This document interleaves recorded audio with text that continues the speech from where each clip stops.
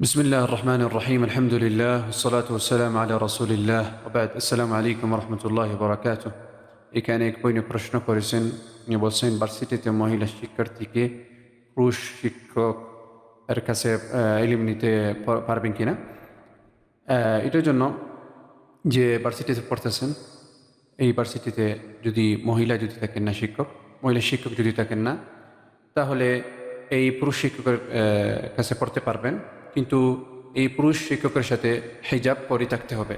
আর একা একটা মেয়ে পড়তে পারবে না, এই মেয়ের সাথে অন্য মেয়েরা থাকতে হবে, অথবা এই মেয়ের সাথে ওর মাহরাম থাকতে হবে। এই হালতে যদি থাকেন তাহলে ওনারা পুরুষ শিক্ষকের কাছে পড়তে পারবেন, কিন্তু একা যেটা বলা হয় খলুয়াটি করতে পারবেন না। অথবা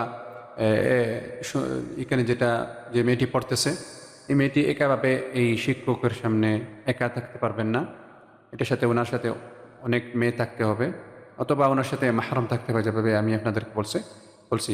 আর মেয়ে যে সময় কথা বলবে এই মেয়েটি কথা বলার সময় যেটা সাধারণ যেরকম কথা বলা হয় এরকম কথা বলে ফেলবেন। অনেকে ভিন্ন মেয়েরা অনেক অনেক সৌন্দর্যতাভাবে কথা বলেন, এটি থেকে নিষেধ করা হয়েছে।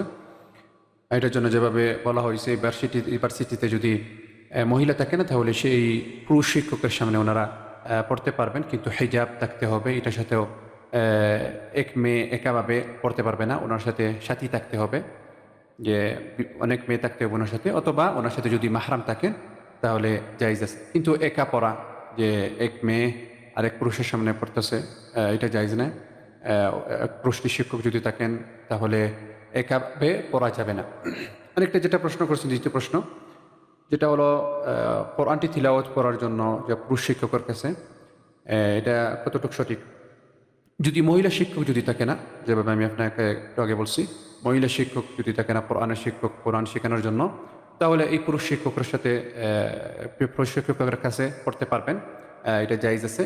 কিন্তু যেভাবে বলছেন হিজাব থাকতে হবে, আর এটার সাথে আপনার সাথে মাহরাম থাকতে হবে যদি একা থাকেন।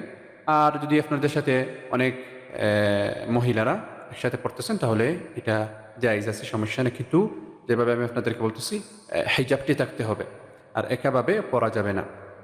আশা করি ইনশাআল্লাহ আপনার প্রশ্ন উত্তর পাইছেন। আসসালামু আলাইকুম রহমতুল্লাহি ওয়া বারাকাতুহু।